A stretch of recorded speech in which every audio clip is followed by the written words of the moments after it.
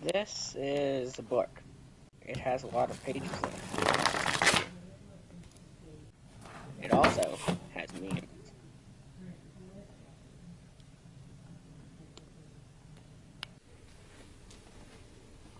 Hey there, friendly neighborhood scientist, and today we're going to be talking about Richard Dawkins' The Selfish Gene.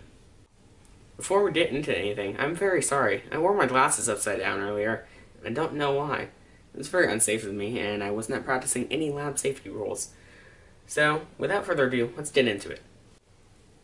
Dawkins is a 76-year-old ethologist and author who writes about both his atheism and how the world works. He is very critically acclaimed for this book, The Selfish Gene, and he is fascinated by altruism and how the world works at any level, which is mainly the topic of this book. As you can guess, there are no religious implications in his work, and he explains things very clearly and simply the first time.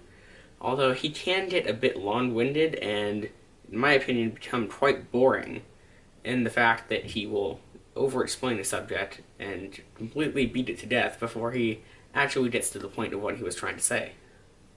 So, The Selfish Gene. This is a brief summary of the book. Not summary, but more explanation of what it is. It goes over more of the nature of life and how life can be altruistic in some ways and how it cannot be in others. He talks about major social constructs and gives a actually very good insight into why we act the way we do and how that's supposed to actually affect our social lives via social constructs like memes and such. Memes, of course, referring to not the present day memes, but his memes, which are explained earlier. So, it's basically a summary of how things are supposed to be affected by certain traits that we possess. Like, we want to be, we want our genes to be passed down to the next generation, basically. And so that's the main goal of life, and this is what is accomplishing that.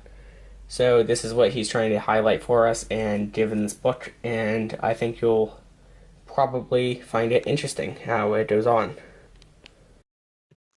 Overall, this book was a pretty good read.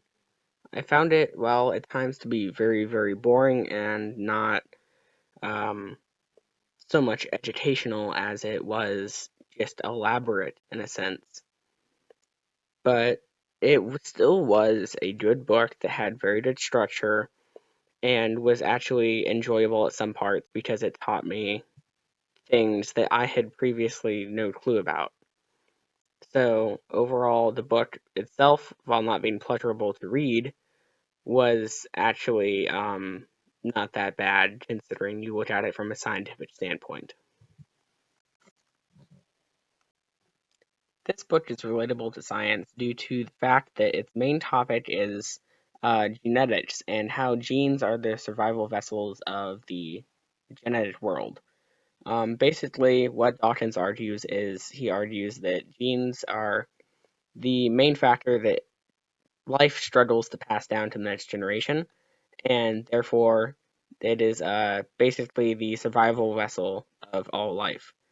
So this is related to the field of genetics, obviously, and it also relates to the field of cytology, because later in the book he mentions behavioral analysis of both humans and computers, and it's actually quite interesting to read about that.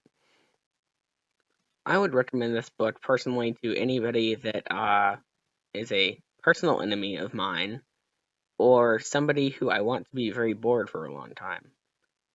In all seriousness, this book is actually quite fantastic for people who want to know more about the field of genetics and how genes are passed down and the basic psychology of that. But the book itself is a very, very boring and bland text to read, so I don't recommend it for many types other than the extremely scientific oriented ones.